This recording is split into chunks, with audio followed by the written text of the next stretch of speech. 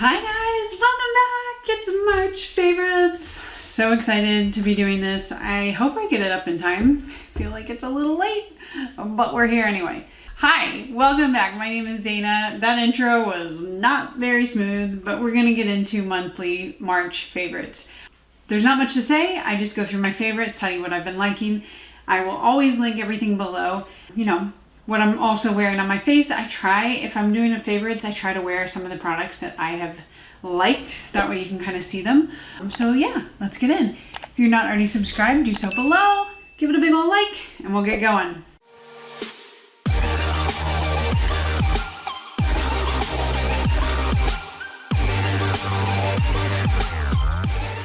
Okay, let's start with makeup.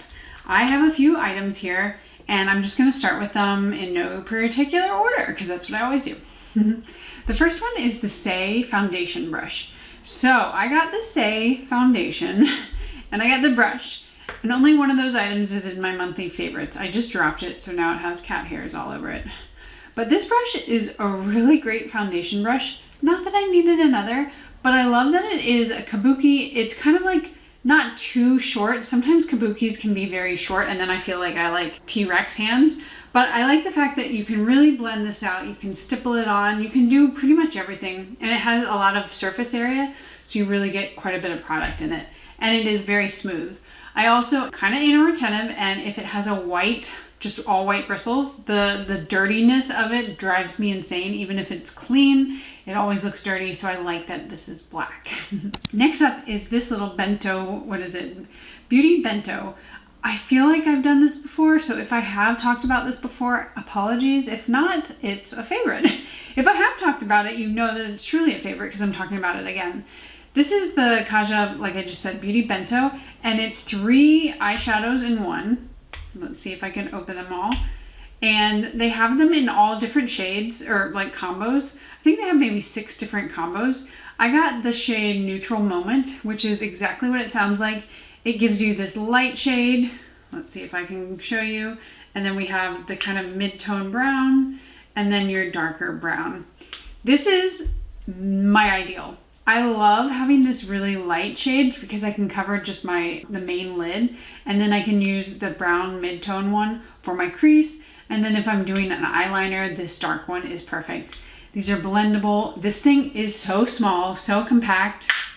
It's perfect. And they're not super cheap, but they're not the most expensive. So I think it's well worth it. If you just want one kind of thing, you don't use eyeshadow a lot, I would highly recommend, especially this Neutral Moment one. It's just a great staple for your collection. Next up, we have the Beauty Pie Tubing Mascara. What's it called? Wrap Star Tubing Mascara. So I have a full dedicated video on this coming soon, but this video will go up probably before the video on this. So I'm not gonna tell you too much about it. It's a tubing mascara that I really like, and I think I'm gonna leave it there just because I want you to see that video. I go in depth about the wand, and I also show how it applies. I'm just telling you now though, it is definitely a favorite. I've been reaching for it pretty much every day, and when that video comes out, just take a look and you'll get all the details there. Okay, let's go to sunscreens. There are 2 sunscreens that I've been reaching for pretty much nonstop. Let's talk about the weather though. In North Carolina, it got up to be 87 yesterday, and it's March. So that gives you a little bit of kind of insight into what I need. I have more normal combo skin, gets oily in the summertime. I'm very active in the summertime or year round. So I don't necessarily need a sunscreen that is super hydrating at the moment. And so both of these sunscreens are exactly what I've been looking for. This is the new Hero, what is it called? Superbeam sunscreen. And this one is SPF 30, and then we have the Dr. Loretta Urban Antioxidant sunscreen. This is SPF 40. They both have a bit of a tint to them. I just did a video on the Hero one. This one has a deeper tint. If you have a lighter skin tone, this could be pretty deep. I don't want to say deep, but it could give you a very kind of bronze glowy look. But if you are more like light medium or deeper, it will be perfect. For me, it matches my body perfectly. That's what I have on today with just a little bit of concealer. I think the color is perfect. It gives you just like this healthy, radiant glow. It has these kind of yellow gold undertones. So if you don't like that, then you might not like it. But when this video of mine goes out, go ahead and watch it. I've got some swatches so you can kind of see it applied on my hand and then of course on my face. But if you're interested in this kind of thing where it doesn't feel greasy, it dries down, it's not too sticky, it's very good for oily or acne prone skin, this is one that I would highly recommend checking out. It's only 20 bucks on Ulta. Very good deal. Now, this one, the Dr. Loretta one, is your more high end. I think it retails for around $60 or $50. Not cheap at all. They're both the same amount of product, very much different kind of luxury versus more mid-range products though. But this one has a peachier undertone. This one also is a hybrid sunscreen. This one is supposed to be mineral. It does have beta-lactal salicylate, but I would consider this one more mineral versus this is a hybrid. Now, if you've also watched any of my other videos, I don't always like hybrid sunscreens. They just don't always work for me. This is probably, I think, my favorite hybrid sunscreen I've ever tried. It goes on so smoothly, so easily, blends in perfectly. There's no pilling, there's no cast, it just like is so easy. And that's the kind of sunscreen that at this point in my life I'm looking for with my skin type. I just need something easy that's not sticky and doesn't have like a greasy feel to it. So both of these are huge pluses. They kind of serve different purposes. And of course they have very different prices. All right, let's go into some skincare. I've got 3 moisturizers that I want to talk about today. Let's talk about the most affordable one. So this is the La Roche-Posay Lipikar Triple Repair Moisturizing Cream. For this one, this is 2.53 fluid ounces, and this is the smallest size you can get, but they also have like the bigger one and then like the pump size one, so massive. I think this was $9. So cheap. And this shit is rich.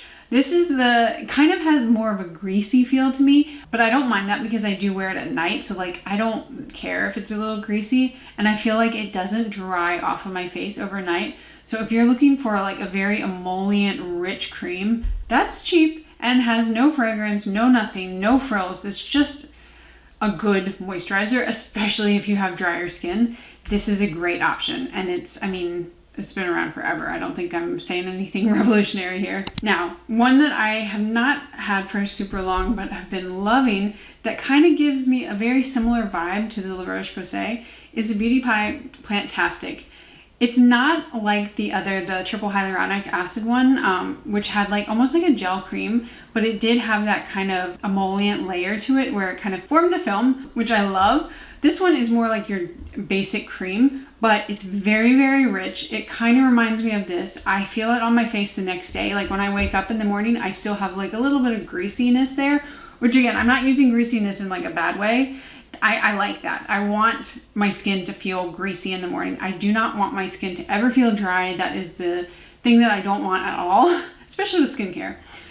This one also has this really kind of like luxurious smell. I think Beauty Pie does a great job of making it feel expensive and fancy, and you're still getting it at a somewhat affordable price just because of the nature of Beauty Pie. But if you don't have a membership there, of course, then you can't get it. So I will link the information for the memberships below. But this is a good one to pick up if you're interested in something from Beauty Pie. And our last rich moisturizer is very interesting, and I did not know what I was gonna feel about this, but this is the Tarte Baba Balm. Why does Tarte not talk about this? Like, there are so many products from Tarte that are just like complete misses in my world, mainly their makeup and their range of kind of tones for makeup. But this moisturizer is so good.